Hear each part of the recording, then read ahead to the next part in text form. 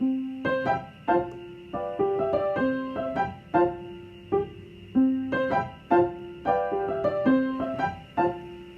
is a story that is called The Sneetches, and it comes from a book by Dr. Seuss that's called The Sneetches and Other Stories, and this is the title story. Once again, The Sneetches. Now, the star-belly Sneetches had bellies with stars. The plain-belly Sneetches had none upon theirs. Those stars weren't so big.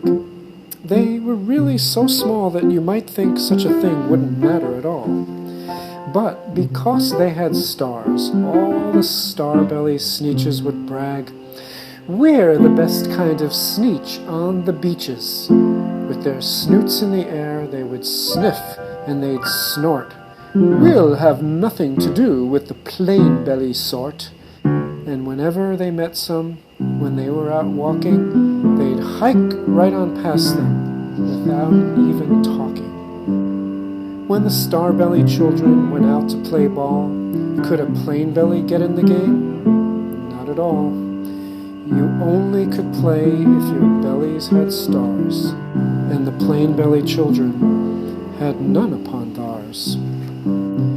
When the star-belly Sneetches had Frankfurter roasts, or picnics, or parties, or marshmallow toasts, they never invited the plain-belly Sneetches. They left them out cold, in the dark of the beaches. They kept them away, never let them come near, and that's how they treated them, year after year. Then one day, it seems, while the plain-belly Sneetches were moping and doping alone on the beaches, just sitting there wishing their bellies had stars, a stranger zipped up in the strangest of cars. "My friends," he announced in a voice clear and keen, "my name is Sylvester McMonkey McBean, and I've heard of your troubles. I've heard you're unhappy, but I can fix that. I'm the fix-it-up chappie.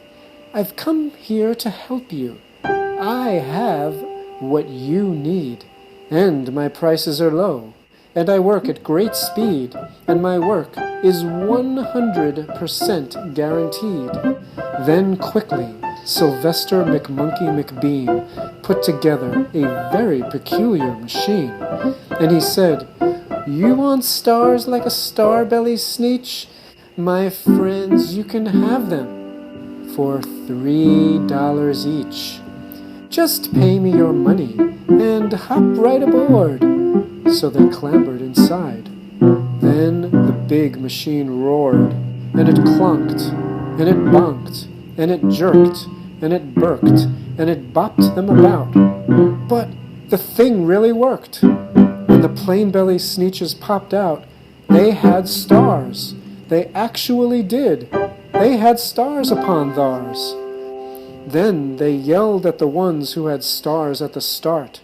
"We're exactly like you. You can't tell us apart. We're all just the same now, you snooty old smarties. And now we can go to your Frankfurter parties." "Good grief," groaned the ones who had stars at the first. "We're still the best Sneetches, and they are the worst. But now how in the world will we know," they all frowned, "if which kind is what, or the other way round?" Then up came McBean with a very sly wink, and he said, "Things are not quite as bad as you think. So you don't know who's who, that's perfectly true. But come with me, friends. Do you know what I'll do? I'll make you again the best Sneetches on beaches, and all it will cost you is $10 eaches." "Belly stars are no longer in style," said McBean. "What you need is a trip through my star-off machine. This wondrous contraption will take off your stars, so you won't look like Sneetches who have them on theirs. And that handy machine working very precisely, removed all the stars from their tummies quite nicely. Then, with snoots in the air, they paraded about, and they opened their beaks, and they let out a shout. We know who is who! Now there isn't a doubt! The best kind of Sneetches are Sneetches without. Then, of course, those with stars all got frightfully mad. To be wearing a star now was frightfully bad. Then, of course, old Sylvester McMonkey McBean invited them into his star-off machine. Then, of course, from then on, as you probably guess, things really got into a horrible mess. All the rest of that day, on those wild, screaming beaches, the fix-it-up chappie kept fixing up Sneetches. Off again, on again, in again, out again. Through the machines they raced round and about again, changing their stars every minute or two. They kept paying money, they kept running through, until neither the plane nor the star-bellies knew whether this one was that one, or that one was this one, or which one was what one, or what one was who. Then, when every last cent of their money was spent, the fix-it-up chappie packed up, and he went. And he laughed as he drove in his car up the beach. They never will learn. No, you can't teach a Sneetch. But McBean was quite wrong. I'm quite happy to say that the Sneetches got really quite smart on that day.